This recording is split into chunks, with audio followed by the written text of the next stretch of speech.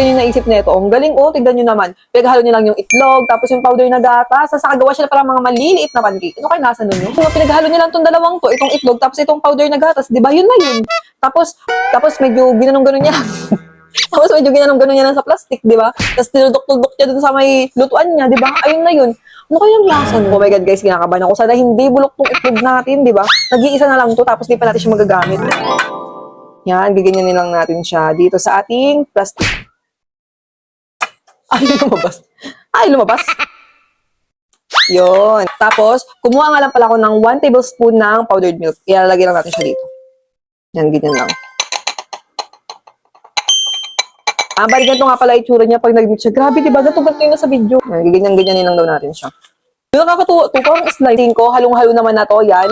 Mix na siya. Kaya ngayon, ilagay na natin siya sa pan. At gawin natin yung tuldok-tuldok na ganun. Yan guys, naluluto na siya. Pang last batch na nga pala natin to. Tapos na. Guys, ito na yung pinaka-inihintay natin. Ang cute niya sobra. Nagmukha siyang scrambled egg. Pero hindi siya scrambled egg. Mas malaki lang siguro ito ng content sa napanood ko video. Pero tignan nyo naman, ang cute, diba? Sobrang lambot niya nga pala yan. Sobrang lambot.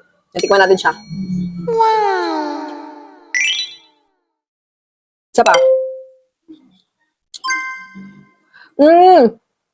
Yung kalasa niya, alam niyo yung mga nakikita natin na nagbebenta ng Japanese cake, yung mga maliliit, yung sa may palaman na cheese, yung sa may palaman na yema. Ganun yung lasa niya.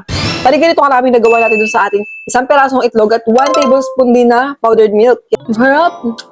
Yummy! Nakaka-enjoy. Yung cute niya kasi. Sobrang lilit, oh.